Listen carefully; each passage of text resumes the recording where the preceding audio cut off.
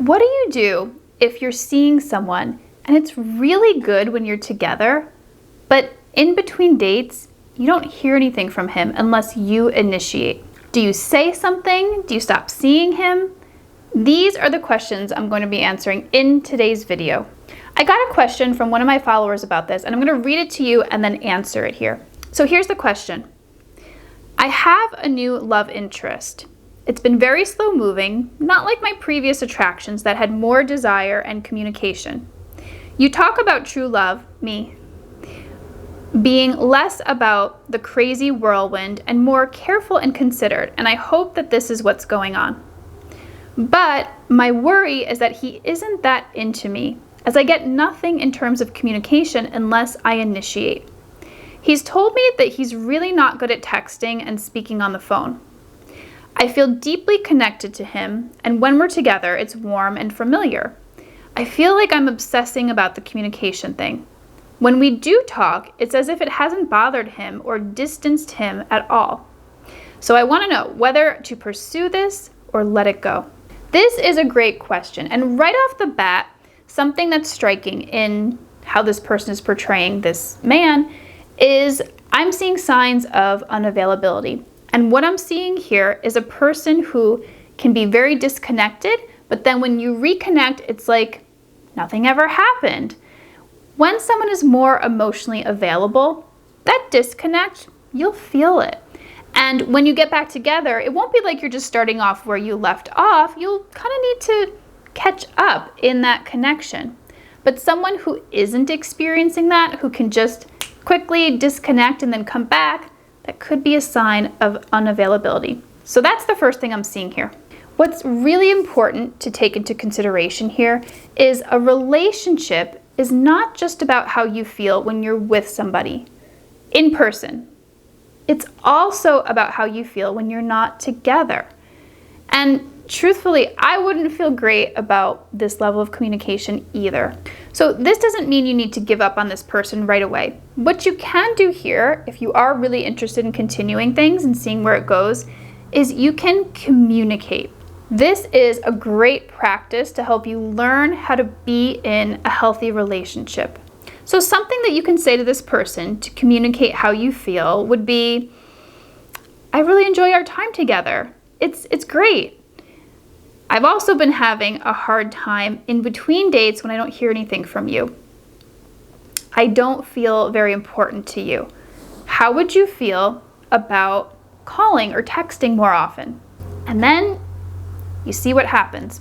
If he says something like, well, this is just who I am. I'm not very good at this. I don't do texts or calls. Well, then I would say the two of you are not compatible. This compatibility, when it comes to communication differences, this is actually not a small issue. You have to feel good about the level of communication that's going on in your relationship in order for it to be considered healthy and nurturing for you. And if that level of communication is not up to what you want it to be, it's okay to pass on this person. This isn't something that's going to change once you get into a more serious relationship or once you get married. It's gonna stay the same. This is really how this person is. And that makes you not compatible. They're not wrong, you're not wrong. It's just not a match. So a question that comes up a lot around this topic is, well, am I just asking for too much? Like, am I being too needy here? Are my expectations unrealistic? So here's kind of like my metric for too much. If you want someone to initiate calls with you like twice a day and be texting you multiple times a day, we could say that maybe, yes, that's a bit too much. But wanting someone to initiate calls or texts with you, that's not too much. That's a very reasonable expectation to have. So let me share a little bit about my personal experience here. This might be helpful to you. So I personally decided that I was not going to go for men who really didn't like to communicate, especially in between when we saw each other. I like to interact, not excessively, but I like to talk, I like to communicate. And so I decided to go for someone who naturally likes to do that as well. And that's who I chose. That's who I'm with right now. We're very compatible in that way. It's very natural, it feels very easy, it works. We both feel good about the level of communication that's going on in our relationship. One person isn't trying to pull more out of the other. We just already like to do it. And the reason I decided to do this was because I was so tired of feeling like I had to beg somebody to talk to me. It's exhausting. And in the long term, it really can do a number on your feelings of self-worth. So all of that being said, like I said before, this person just may not be emotionally available. That could really be the reason why this person isn't initiating. They like to keep you at a distance. That's where they feel more comfortable. Because even though it feels good when you're together, that's not the full picture of the relationship. It also has to feel good when you're not together. It's just as important as how you feel when you two are spending time together in person.